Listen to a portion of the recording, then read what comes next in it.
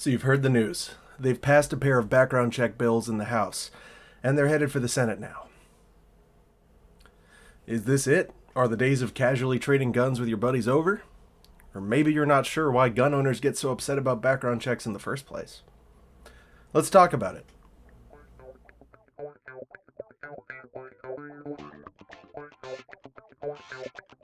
While the host of Fuddbusters is a lawyer, he is not your lawyer. If you pay him, maybe, either way you slice it, the video that you are about to watch is not to be construed as legal advice. So just what is HR8? Well, it's titled the Bipartisan Background Checks Act of 2021, and similar laws have been up in Congress with incredibly boring frequency. We'll talk more about universal background checks a little later in the video, but for now we'll focus on HR8. In fact, this very same law passed the House in 2019, where it then went to die of starvation with a pitiful whimper in the Senate. What's in this law? Well, let's take a peep. This fairly short bill basically makes it unlawful for non-FFLs to transfer guns to other non-licensees with very limited exceptions. Those exceptions include bona fide gifts between a very strictly defined class of family members, issuing arms to officers in the line of their duties, and a very stunted definition of transfers of arms to prevent bodily harm. All in all, it would serve to eliminate the ability of gun collectors and aficionados to trade guns as they can in the majority of jurisdictions, when they have no reason to believe that the recipient is prohibited from possessing a gun. HR8 has passed the House by a vote of 227 to 203, with 8 Republicans joining, and all but one House Democrat, Jared Golden of Maine, voting in favor of it. This came hand in hand with HR1446, the Enhanced Background Checks Act of 2021, which would extend the amount of time the government has to make a decision on a background check from 3 to 10 days. But it's not just an extension to 10 days. You see, under present law, the FFL may hand over the firearm if the government simply sits on his hands for 3 business days. Remember, this is supposed to be through the instant background check system.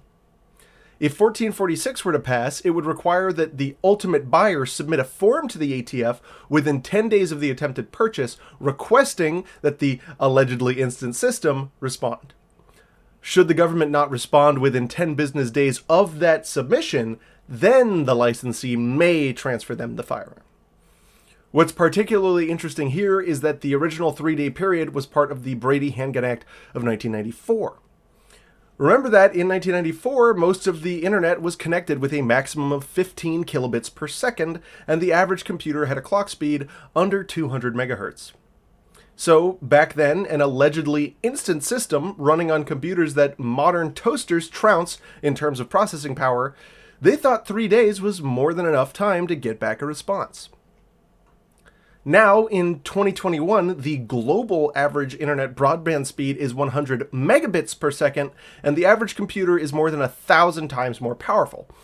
You'd think they'd have gotten better and faster at processing these allegedly instant checks. Well, apparently not, because now they want to take the 3-day limit and push it to what it could effectively take almost a month, and require you to hound the government to do its job. 1446 passed the House 219 to 210, with 2 Democrats opposed and 2 Republicans in support. The 2 Democrats opposed were again Maine's Jared Golden, who was of the opinion these laws would be meaningless, and Wisconsin's Ron Kind. The Republican votes in favor were Pennsylvania's Brian Fitzpatrick and New Jersey's Christopher Smith. It seems clear to me that the time extension bill, 1446, isn't as poised for passage as HR8. Both of these bills pose particular issues, but as I'm sure you know, HR8 is far more problematic. The big issue with propositions like HR8 is their seeming reasonableness to the average voter. We're living in a world where most people presume that all guns are registered in some form or another, despite a nationwide registry only existing for guns that are particularly automatic, particularly boomy, or too short for the Crown's comfort. Let's talk now about why these are a problem, not only from a practical perspective, but a legal one as well. For one, as we've discussed before on this channel, the Constitution was never designed to accommodate a federal government that interfered so directly with activities inside a particular state. Our founding documents set up a federal government with a list of powers that were few and defined.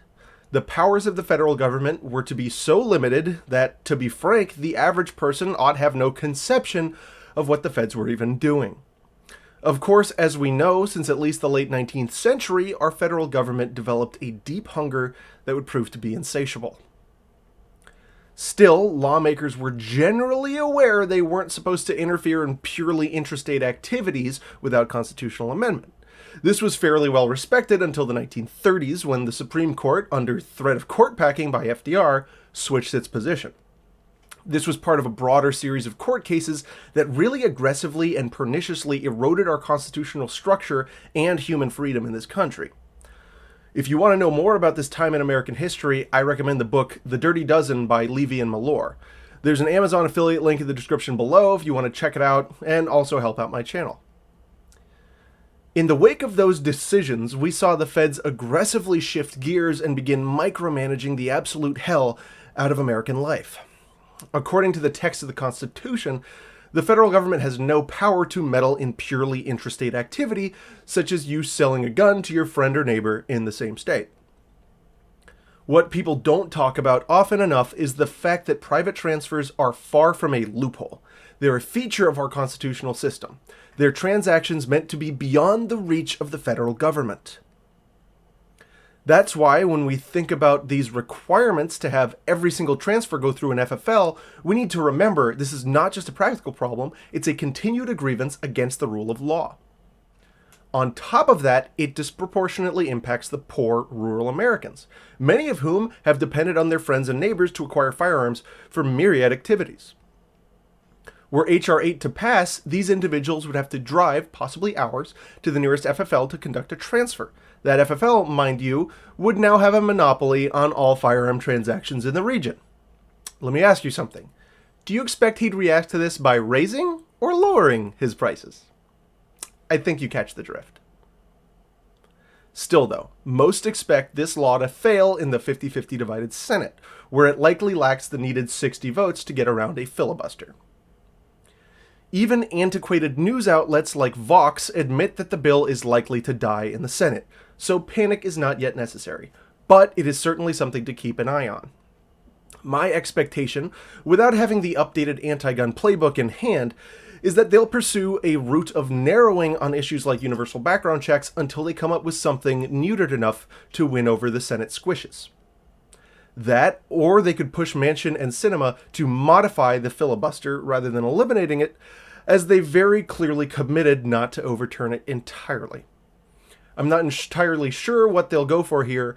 There are a lot of different options that could be put up for vote on modifying how the filibuster works, such as requiring the minority party to actually be present in number during debate. Like I said, probably not the time to panic, and the bill as it stands right now doesn't stand much of a chance in the Senate. If we start hearing rumblings of filibuster reform, though, it may indeed be time to panic. So that's all I've got on this subject. If I missed anything, let me know in the comments, and I'll try to make a follow-up. I'd just like to thank all of my wonderful supporters on Patreon and Subscribestar. You guys have really given me the ability to focus more on this, and I can't tell you how grateful I am. If you're interested, I've added benefits like a patron-only podcast, a Discord, and certainly more to come. This kind of support will help enable me to make more content more regularly, something I'd really love to be able to do. Thank you all so much for watching to the end and for your support. I'll see you next time, or if you've become a patron or Subscribestar, I'll see you on the Discord. Remember, the anti-side has been working long and hard passing laws and trying to make more. Anything more than minimum compliance is self-regulation. Y'all take care.